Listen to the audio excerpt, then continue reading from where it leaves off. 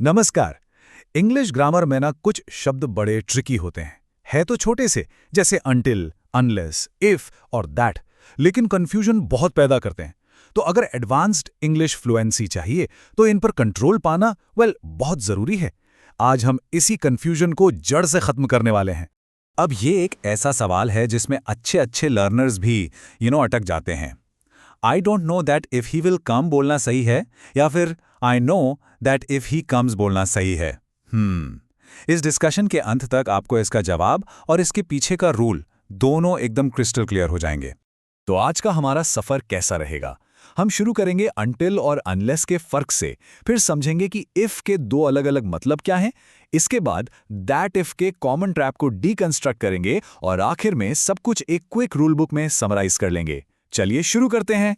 तो सबसे पहले उन दो शब्दों को लेते हैं जिन्हें अक्सर लोग एक दूसरे की जगह इस्तेमाल कर लेते हैं, अनटिल और अनलेस। इनका जो फंडामेंटल डिफरेंस है ना, वो है एक समय के बारे में है और दूसरा शर्त के बारे में। देखें, अनटिल का सीधा कनेक्शन है समय से। इसका मतलब है उस समय तक, जैसे I'll wait until he arrives, मतलब मैं इंतजार करूंगा उस पॉइंट ऑफ टाइम तक जब तक वो आ नहीं जाता। दूसरी तरफ अनलेस एक शर्त रखता है, एक कंडीशन। इसका मतलब होता है अगर ऐसा नहीं हुआ तो you will not pass unless you study. Pass होने की कंडीशन क्या है? पढ़ाई करना। तो याद रखिए, अनटिल टाइम के लिए, अनलेस कंडीशन के लिए। सिंपल। अच्छा, अब आते हैं इफ पर। इफ के ना दो अलग अलग चेहरे हैं और इन दोनों को पहचानना ही दैट इफ वाली पहेली को सुलझाने की चाबी है। बेसिकली इफ का काम है एक पॉसिबिलिटी को इंट्रोड्यूस करना, लेकिन ये पॉसिबिलिटी दो तरह की हो सकती है, एक शर्त वाली पॉसिबिलिटी या फिर एक शक, एक डाउट वाली पॉसिबिलिटी। चलिए पहले एग्जाम्पल को देखते हैं। If he comes I will go. यहां एक एक्शन यानी मेरा जाना दूसरे एक्शन पर यानी उसके आने पर डिपेंड करता है। ये क्लासिक कंडीशन है ना?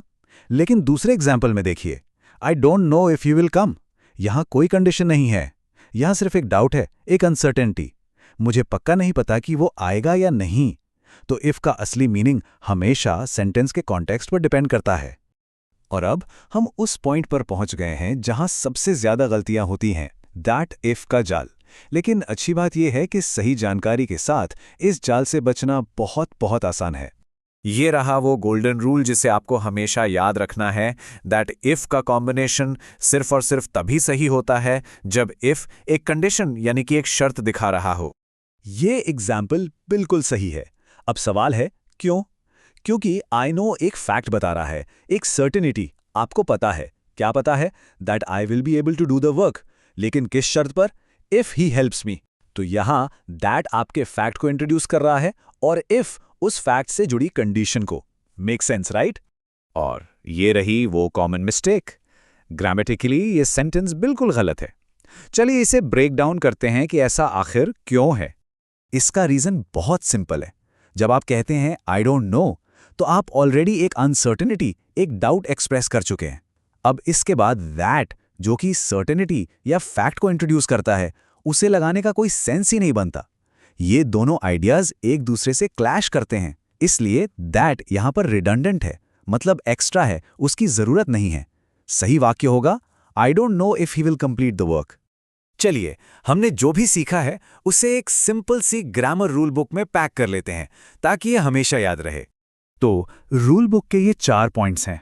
अनटिल हमेशा टाइम बताएगा, अनलेस हमेशा कंडीशन बताएगा, इफ का मतलब कंडीशन भी हो सकता है और डाउट भी, और सबसे जरूरी दैट इफ का कॉम्बिनेशन सिर्फ कंडीशन वाले सेंटेंसेस के लिए है, डाउट वाले सेंटेंसेस के लिए कभी नहीं।